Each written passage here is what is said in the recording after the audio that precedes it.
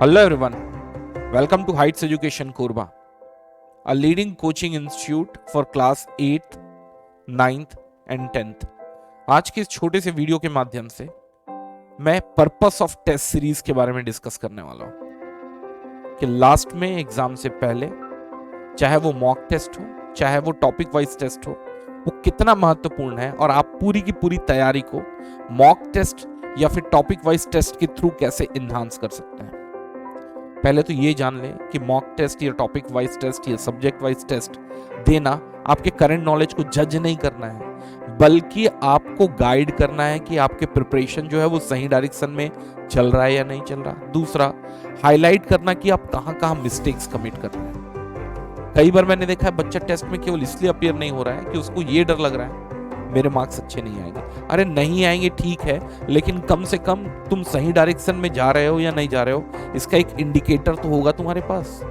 दूसरा, आपको ये तो पता होगा कि कहाँ इंप्रूवमेंट की नीड है, कि तुम बार बार कैलकुलेशन मिस्टेक कर रहे हो, एक्यूरेसी एक प्रॉब्लम है, और या फिर तुम पूरे के पूरे क्वेश्चन समय पे बना ही नहीं पा रहे हो। और ये चीज एक दिन में ठीक नहीं होगी, तुमको ये पता कम से कम 5 महीने 6 महीने पहले पता चले, तो तुमको ये करने की नीड जरूर है।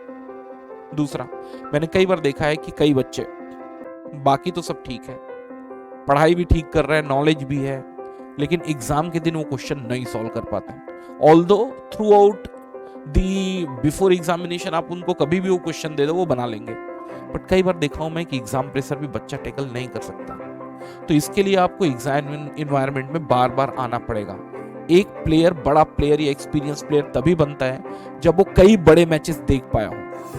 धोनी जो है वो पहले दिन से ऐसा नहीं कि सक्सेसफुल था, आप देखोगे तो 4 बार वो बहुत कम रन्स में आउट हुआ, but over the period of time उसने बड़े बड़े मैचेस देखे, बड़े बड़े मैचेस सेमीफाइनल और फाइनल्स खेले, तो वो धीरे धीरे प्रेशर अब्सॉर्ब करना सीखा। तो यही है कि सोना जब तक तपेगा नहीं तब तक वो खारा सोना नहीं बन सकता। तो आपको बार बार अपने आप को एग्जाम सिचुएशन में डालना पड़ेगा, जिससे over the period of time आपकी माइंड की कंडीशनिंग जो है ना वो एग्जाम ओरिएंटेड हो पाएगी। कई बच्चे एग्जाम का नाम सुनते ही उनका दिमाग डिस्टर्ब हो जाता है, अनक्लटर्ड हो जाता है। तो भाई उससे बाहर निकलने का एक ही तरीका है, आप बार बार अपने आप को एग्जाम एनवायरनमेंट पे डालो। नेक्स्ट, कई बच्चे टाइम मैनेज नहीं कर पाते। Time management is been a problem. उस बच्चे को प्रॉब्लम ये नहीं है कि वो क्वेश्चन का आंसर नहीं लिख रहा, बट इतना भर भर के लिख रहा है कि लास्ट के वो 4 क्वेश्चन देख ही नहीं पा रहा है। 4 क्वेश्चन अगर हर एक क्वेश्चन 2 मार्क्स के रहा है तो 8 मार्क्स तो चला गया।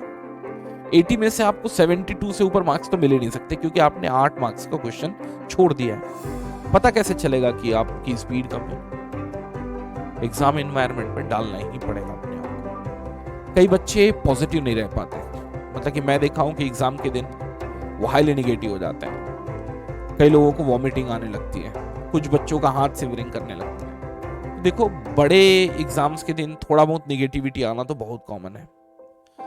पॉजिटिव रहने का एक ही तरीका है, लगातार अगर आप अपने आप को mock test, subject wise test या फिर टॉपिक वाइज टेस्ट में इंगेज करके रखोगे ना, तो एटलीस्ट आपको अपने दिमाग को मास्टर करना आ चुका होगा, और उस दिन आप थोड़ा पॉजिटिव रह के एग्जाम दिला पाएंगे। और last never the least, make actual exam like conditioning. तो आप कम से कम एग्जाम की पहले से कंडीशनिंग बना चुके होंगे, जिस दिन आपको वहां उस दिन कुछ भी नया नहीं लगने वाला। So that is all.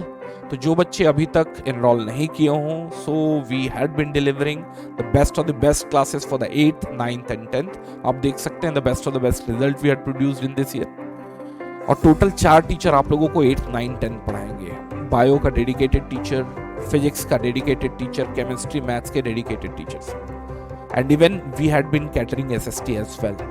ये अपॉर्चुनिटी आपको कहीं नहीं मिलेगा, ठीक है? So visit on us. Bye bye, take care.